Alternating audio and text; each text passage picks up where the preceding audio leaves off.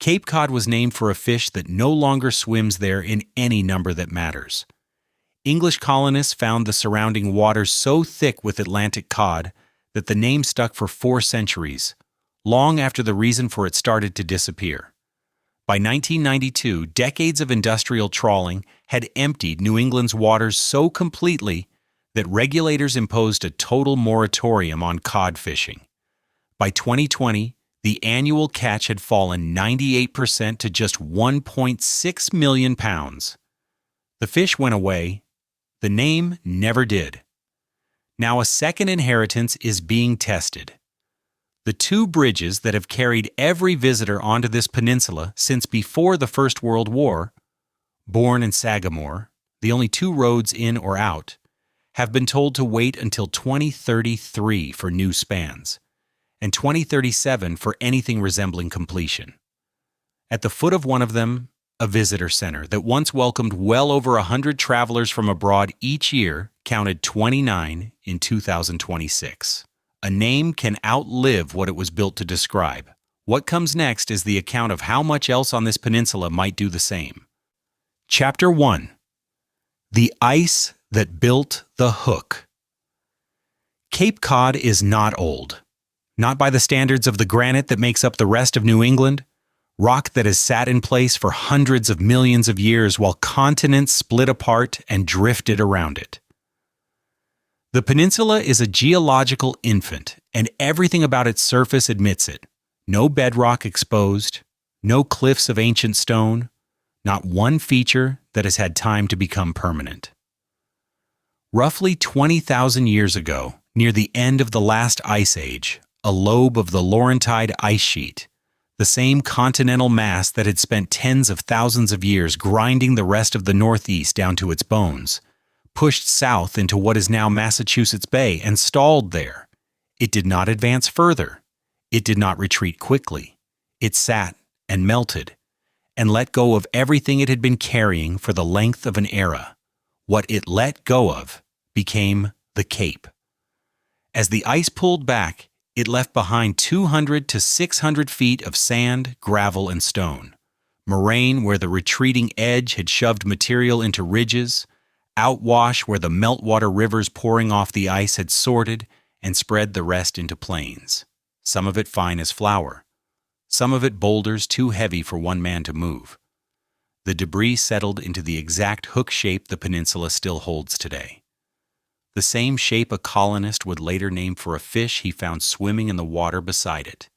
Not a metaphorical accident of geography, an actual accident.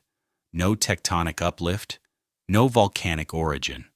Nothing borrowed from the slow, deliberate architecture that raised the granite peaks further inland. Cape Cod is glacial wreckage, dropped in place and left to the tides to finish. The tides have not finished.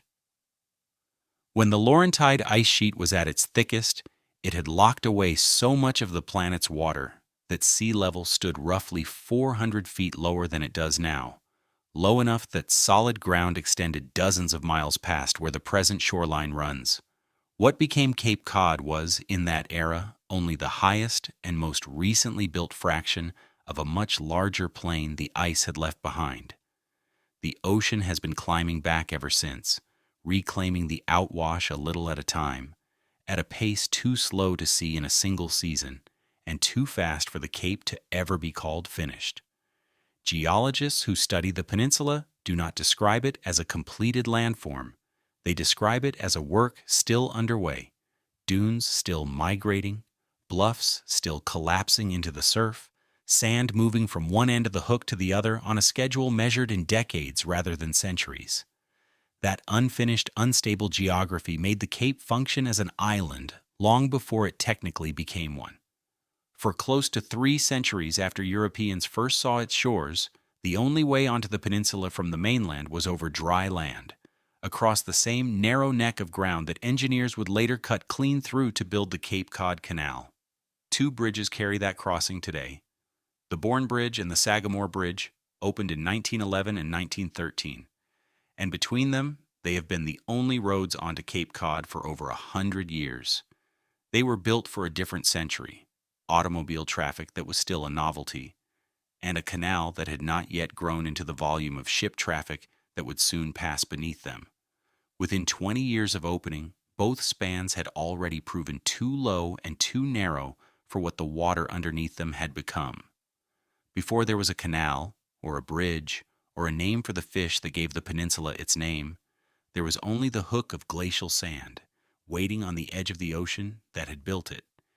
It was still waiting in 1620 when a wooden ship the ice could never have anticipated came within sight of it and dropped anchor. What its passengers did next is where this becomes a different kind of history. Chapter 2: The Compact and the Beach They Left. The Mayflower had been aimed at the mouth of the Hudson River. At land, the Virginia Company had already signed over on paper somewhere in London, inside a jurisdiction that did not reach as far north as the frozen hook of sand, where the ship was now trying to hold its anchor. Storms and shoals off the coast had turned it north through the autumn, and then refused to let it turn back south again. There had been over 2 months of open water behind it, and short rations, and a hull built for cargo, not for 100 people waiting to become a colony. On November 11th, 1620, the Mayflower stopped arguing with the Atlantic and dropped anchor inside the harbor that would later be called Provincetown, at the outermost tip of the peninsula. Land was in sight for the first time since England. Not a rumor of land passed down from a lookout, but an actual coastline, holding still. It was the wrong land, and nobody aboard had the legal right to govern anybody on it. Not yet. So they wrote a document that would grant them one. William Bradford was a Yorkshire farmer's son who had broken from the Church of England as a teenager, followed a congregation of religious separatists into exile in the Netherlands, and spent close to a decade in Leiden before boarding a ship that was contracted for land far to the south of where it would actually stop. He was 30 years old the day the anchor went down, still decades from the governorship of a colony that did not yet have a name, let alone a shore to sit on.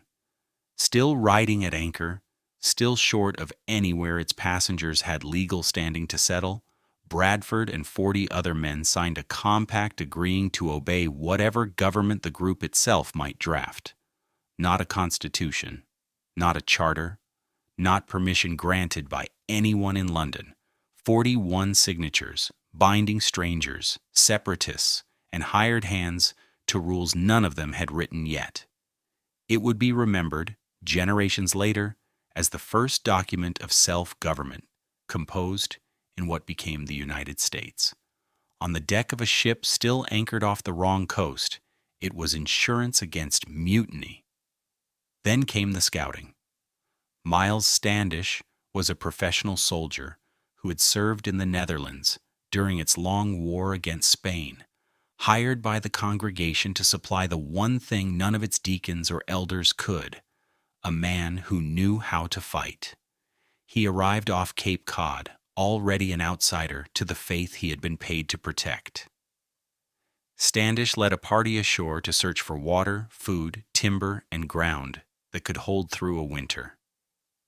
What they found instead, at a stretch of beach that still carries the name First Encounter, was resistance. An exchange of arrows and gunfire with the Nauset people, on whose land this had always been, and who owed the newcomers nothing, least of all trust. No one died. No one forgot it. 5 weeks. That is how long Cape Cod held on to the Pilgrims before they gave it up. The harbor too exposed to open water, the soil too thin, the anchorage not deep enough to trust through a winter. On December 16, 1620, they crossed the bay and landed instead at a place they called Plymouth, and stayed there. The compact had been signed off Cape Cod. The first contact with the people who already lived here happened here too. The name that made it into every school book belonged to the town on the far shore. The next people to come back to the peninsula and actually stay were not looking for a compact or a colony or a place in a school book. They were looking for the fish that had been there the entire time. Chapter 3: Salt, Oil, and the emptying of the Cape. By the middle of the 1700s, the ports of Cape Cod had turned themselves into something closer to a machine than a collection of villages. Provincetown, Wellfleet, Barnstable, each one fed the same Atlantic trade, in the same two currencies. Whale oil went out to light the lamps of Boston and Philadelphia, and to fill the soap kettles of towns that never saw a whale in their lives. Salted cod went out packed in barrels, bound for the tables of Lisbon, of Bristol, of the sugar islands of the Caribbean, where it fed the enslaved labor that grew the crop that sweetened the tea the whole Atlantic economy ran on. Cooperages built the barrels, rope walks laid the line, chandleries rendered the fat into candles nobody on the Cape would ever burn. These were not villages that happened to fish. They were export terminals that happened to have churches attached. And the ships came home riding low and went back out riding lower, season after season, decade after decade, for 100 years before anyone thought to ask what would happen when the trade stopped. Salt came next, built on the same appetite and a slower clock. By 1831, salt works operated in nearly every town on the peninsula. Long wooden vats strung along the shoreline, using nothing but sun and wind to pull salt crystals out of seawater, one slow evaporation at a time. Boosters of the industry like to claim that if every vat on Cape Cod were laid end to end, the line would stretch from Boston to somewhere well past the Mississippi. Congress believed them enough to act on it. Decades of protective tariffs kept foreign salt expensive and Cape salt profitable, long enough that whole families built their lives around the evaporation season, the way their neighbors built theirs around the whaling voyage. Then prospectors found rock salt underground, in New York, in Michigan, beds that answered to no tariff and needed no weather at all, and an industry that had taken a generation to construct went obsolete in less than one. Something smaller was starting at the same time, on ground nobody had thought to tax. In 1816, a Dennis farmer named Henry Hall noticed that the wild cranberry vines on his land grew thickest and bore heaviest, wherever wind-blown sand off the dunes had settled over them. He began covering the vines on purpose. That was the entire discovery. Sand, not capital. No ship commissioned, no act of Congress behind it, just wind-blown grit and a farmer's eye. By 1865, Barnstable County alone had more than 1,000 acres of cultivated bog under harvest, a new trade rising out of one man's dune sand, while the older ones went under from the opposite problem entirely. 3 industries, one after another, had promised the peninsula something like permanence: whaling, salt, cranberries. Permanence was not on offer. Petroleum did to whale oil what rock salt had done to the salt works, only faster. Pumped, refined, and shipped east, kerosene burned cleaner and cost less than oil rendered from a dead animal at the end of a 3-year voyage, and it gutted the market for whale oil almost overnight. The salt works were already going. By the time the Civil War started, most of the vats that had lined the shoreline in 1831 were not converted, not sold, gone. Timber left to collapse into the same sand that had made the whole enterprise profitable in the first place. Between 1860 and 1890, Cape Cod lost roughly a third of its year-round population. The fish stocks that had carried 2 centuries of trade thinned past the point of profit. The whaling fleet, no longer worth crewing or repairing, rotted at anchor in harbors that had once outfitted it for the Pacific. Houses stood empty in towns that had counted their wealth in barrels a generation earlier.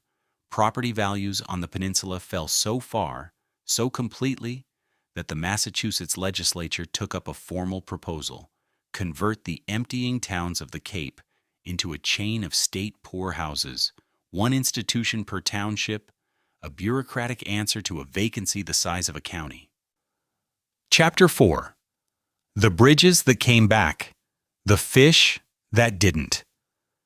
In 1935, the Sagamore-borne bridges opened over the Cape Cod Canal.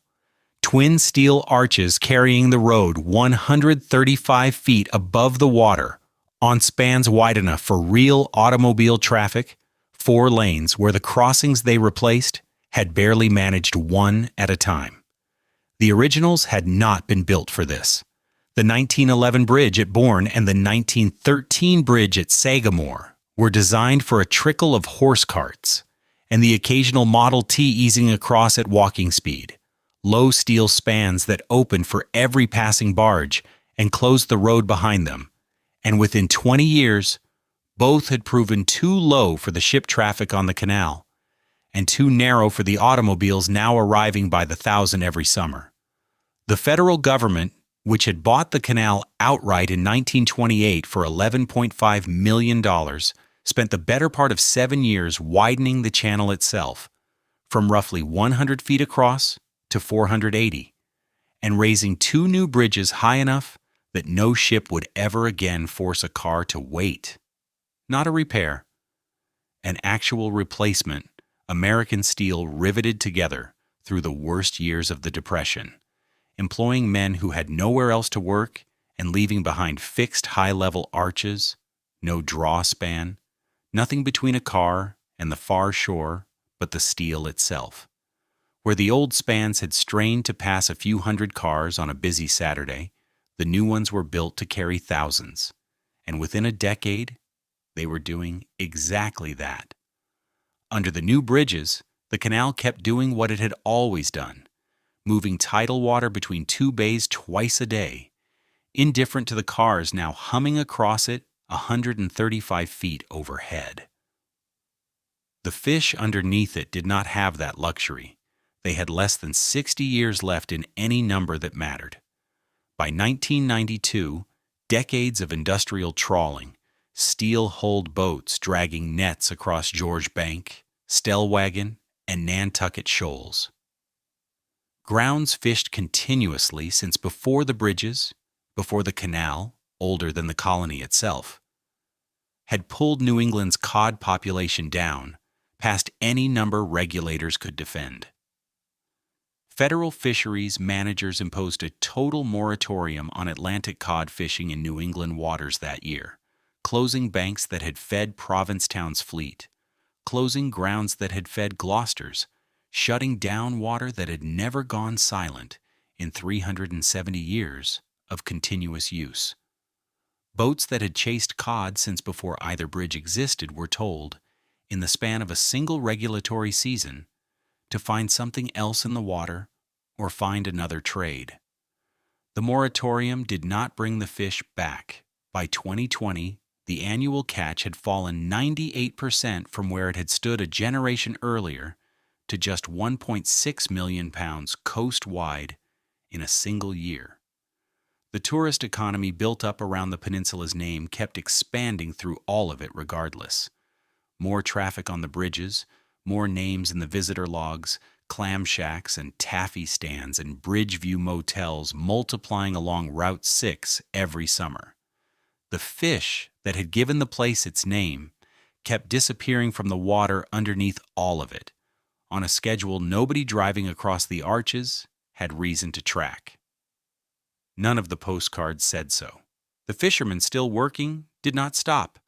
They shifted to dogfish and skate, Ikian, species with none of the market cod once commanded, boxed on ice at the docks in Chatham and New Bedford, flown or shipped to buyers in France and Spain, where diners paid for what New England had stopped eating decades earlier. Dogfish brought a fraction of what cod once had at the same dock. The boats still went out every morning. What came back in the hold had just stopped being cod. None of it slowed the traffic on the new bridges, which kept growing every summer regardless of what the boats were bringing home. 40 miles east of the arches, in a village called Hyannisport, stood a shingled cottage on a low bluff, recently bought by a Massachusetts family named Kennedy. Chapter 5: The Kennedys and the Highway. In 1928, Joseph P. Kennedy Sr. and his wife Rose bought a shingled cottage on Nantucket Sound, in a cluster of summer houses called Hyannisport. Kennedy was not old money. He was a Boston banker's son who had built and rebuilt fortunes in shipbuilding, film distribution, and stock speculation, then walked away from Wall Street months before it collapsed, and later served as the first chairman of the Securities and Exchange Commission, and, later still, ambassador to the Court of St. James's. The house cost him little by the standards of his other holdings. It sat on a low bluff, with a clear run to the water, room for a dock, room enough for sailboats, and space for 9 children to disappear for a summer and come back sunburned. Nobody in Hyannisport in 1928 thought the name Kennedy would mean anything beyond the cottage's mailbox. That changed in 20 years, and then it changed again. In 1948, 2 of those children, John and Robert, bought the houses on either side of their parents. This was not a real estate transaction so much as an annexation. 3 shingled homes, 3 lawns run together into one. No fence anywhere between them. The staff started calling it the compound, before any Kennedy did, and the name held. John was a freshman congressman then, thin from wartime injuries and an undisclosed case of Addison's disease, better known for his father's money than his own record. Robert was still in law school. What stood on that stretch of Hyannisport shoreline in 1948 was not a monument to anything yet.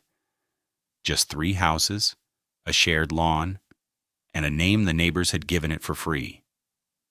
Then came 1960. Kennedy ran for president out of a Georgetown house and a hotel suite in West Virginia, but he governed, when he could, from Hyannisport, and the press followed him there by the hundred. Life and Look sent photographers to shoot the family in color. Kennedy's sailing the sloop Victoria. Kennedy's playing touch football on the compound lawn in white slacks. The president himself barefoot on the porch with a grandchild under one arm. The photographs ran for years, through the presidency and past it, and they did something no Chamber of Commerce brochure had managed in 3 centuries. They made a fishing peninsula in Massachusetts read, to a reader in Ohio or Georgia, as glamour. Cape Cod's identity as the country's premier summer address dates from those photographs, not from the beaches, which had been there the whole time. The infrastructure to carry that reader to the peninsula was already being poured. The Mid-Cape Highway went up in stages through the post-war years, a 4-lane cut through pitch pine and scrub oak, feeding directly into the 2 bascule bridges the Army Corps had finished in 1935. Bridges without a highway had moved automobiles at a trickle. Highway and bridges together moved them by the 100,000, then the million, every summer. In Fords and Chevrolets, with Connecticut and New York and Pennsylvania plates. In numbers the ferry captains of 40 years earlier would not have believed. The Cape stopped being a place people sailed to. It became a place people drove to, which was a different place entirely. 60 miles out at the peninsula's curled tip, Provincetown was undergoing its own reinvention, on its own schedule, with no help from any Kennedy. The town had built its economy on whaling and cod, lost both, and rebuilt itself first as an art colony. Painters and playwrights drawn by the light and the cheap rents that Eugene O'Neill and the Provincetown players had made fashionable decades earlier, and then, in the years after the war, as one of the best-known gay and lesbian summer destinations in the country, a status no other town on the Cape claimed or wanted.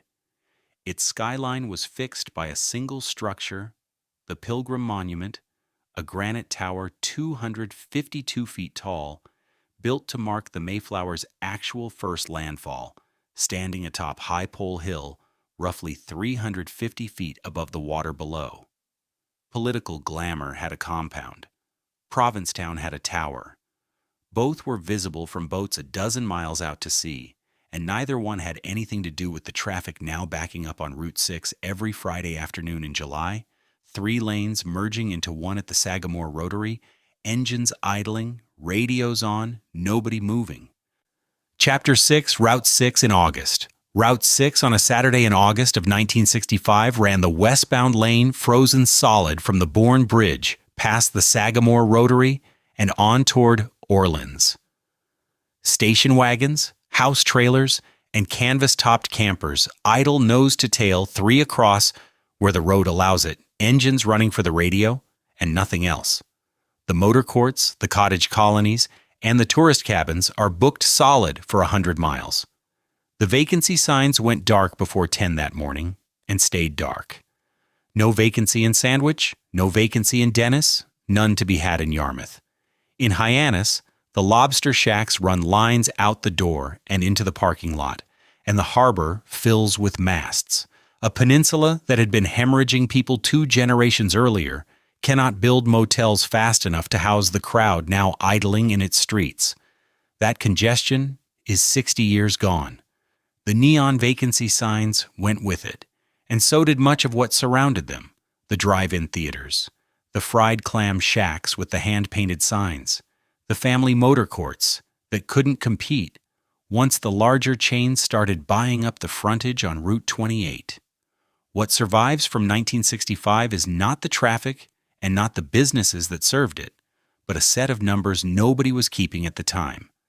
Numbers that describe the same 15 towns from the far side of the boom, long after the station wagons gave way to something quieter and, in its way, more consequential. By the early 2020s, the year-round population of Cape Cod stands near 229,000. Modest, stable, the kind of figure that draws no attention on its own. Each summer, it swells past 500,000, more than double. Arriving by the same 2 bridges the station wagons once crossed, filling those rotaries at the same hour on a Friday in July. There is the Cape before Memorial Day and the Cape after it, and the 2 barely resemble each other. One a scatter of fishing towns strung along a peninsula, the other a single seasonal city stretched across 60 miles of 2-lane highway. In some towns on the Outer Cape, the resident population rises by nearly 1,000% across July and August alone, a spike with no real equivalent anywhere else in the state. Provincetown carries the extreme version of the pattern: 3,664 year-round residents in the deep winter, a working fishing fleet, a handful of restaurants still lit, the wind coming straight off the harbor with nothing to break it, and as many as 60,000 people filling those same 3 square miles when the season peaks in July. The roads, the water lines, and the harbor moorings were all sized eventually for the summer number, while the tax base that maintains them, month after month, is the winter number. Between those 2 figures sits the entire economy of the peninsula and everyone who works inside it.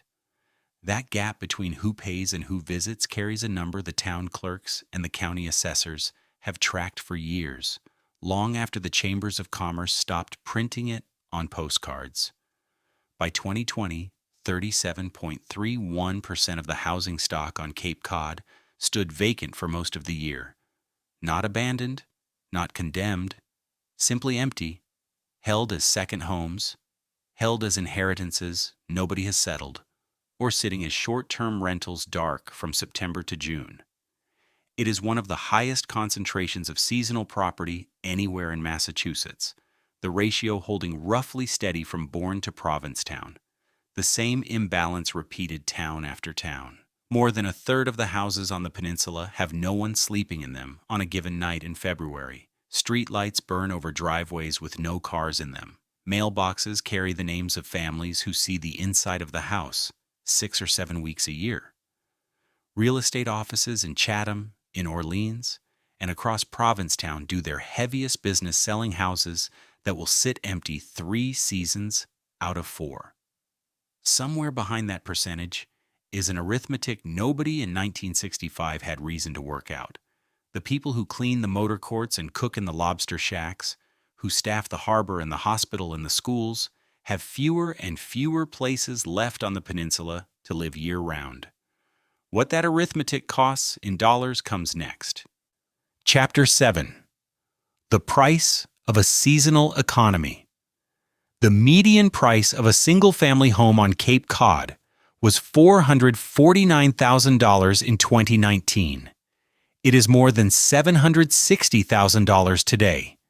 The average year-round household on the peninsula earns $89,000 a year, and no combination of savings, financing, or overtime closes that distance for a family living on that income alone.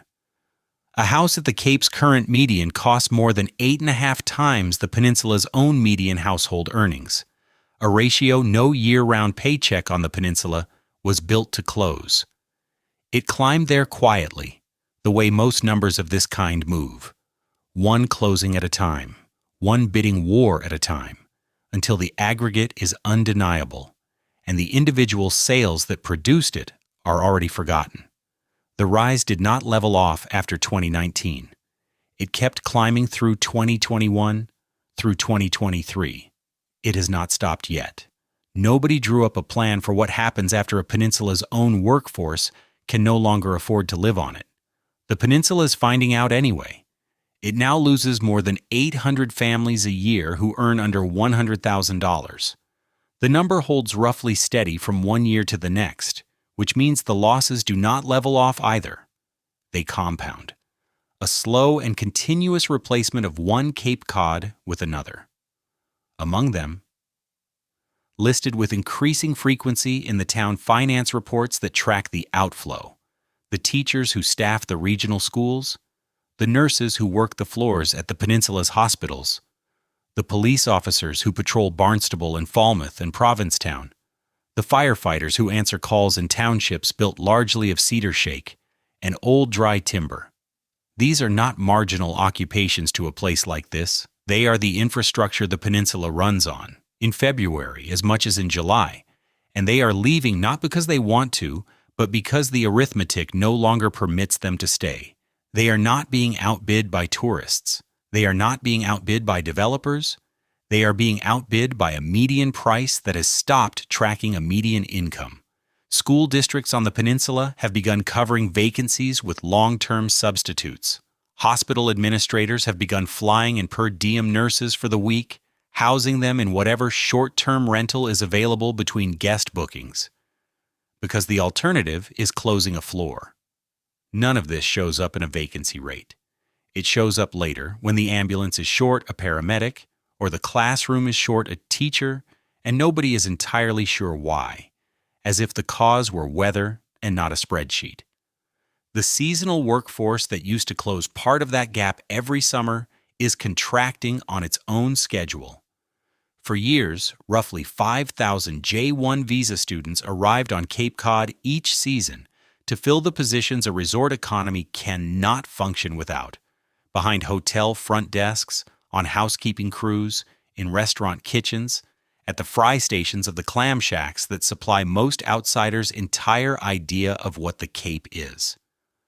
By 2025, only about 2,100 were arriving, a shortfall of nearly 3,000 workers in one labor pool in one season, with no year-round population left with the numbers to absorb the difference. The family that left for Plymouth and the student who never arrived from Bulgaria or Romania had, in their separate ways, made a version of the same calculation. Restaurants in Hyannis, in Chatham, and across Provincetown that had served 7 nights a week for 60 years cut back to 5. Hotels closed wings they no longer had the staff to turn over. Dining rooms that once ran until 10 at night began closing at 8, not for lack of customers who kept arriving on schedule, but for lack of anyone left to cook for them, seat them, or clean the rooms they slept in. None of the figures kept on median price, or vacancy, or visa counts, said anything about the water, but the water had not been standing still. While the year-round population thinned by the hundreds, and the summer workforce came up nearly 3,000 short, gray seals had been hauling out on the outer sandbars in numbers that nobody who worked this coastline in 1965 would have recognized. The harbor pilots had noticed. The chambers of commerce had not. Offshore, something else had been counting too. Chapter 8. What the Water is Taking. The seals had been the first sign, and the seals had recovered with a thoroughness the peninsula had not requested. Federal protection under the Marine Mammal Protection Act, signed into law in 1972, gave the gray seal 5 decades to reclaim the sandbars off Monomoy, the shoals off Chatham, the low gray backs breaking the surface from Nauset to Provincetown, until the population offshore stood somewhere between 30,000 and 50,000 animals. Nobody had counted them precisely, and nobody expected to. Seals in that number drew sharks in a number nobody had predicted either. Greg Skomall, a marine biologist working with the Atlantic White Shark Conservancy, had spent the years since 2014 building a photo identification catalog the way an archivist builds a card index, cross-referencing scars, matching pigment, tracing the notch pattern on a single dorsal fin against thousands of others, until the tally passed 600 individually identified great white sharks hunting the shallows off the outer cape. Some of the sharks in that catalog returned to the same half-mile of beach summer after summer, the way a commuter returns to the same platform. Beach closures for shark sightings, once a novelty worth a headline, had become a line item in the lifeguard's morning report. Wellfleet closed its beaches. Orleans closed its beaches. Chatham shut its down more than most, reopened them, and closed them again. Lifeguards raised the purple flag and moved swimmers into knee-deep water while spotter planes traced the break offshore. The water 20 yards past the swim lines was no longer empty. The land was disappearing at a pace that made the seals look almost incidental. The peninsula had never been finished, shaped by retreating ice 10,000 years ago, left standing at the mercy of every tide and storm that followed. And the ocean was still finishing the job, indifferent to zoning boards and property lines and the insurance policies written against both. Outer Cape beaches lost an average of about 3 feet of shoreline a year, a rate slow enough to dispute at a town meeting and fast enough to move a dune between one Labor Day and the next. Houses that had stood a comfortable distance from the bluff a generation earlier stood at its edge now, and some no longer stood at all.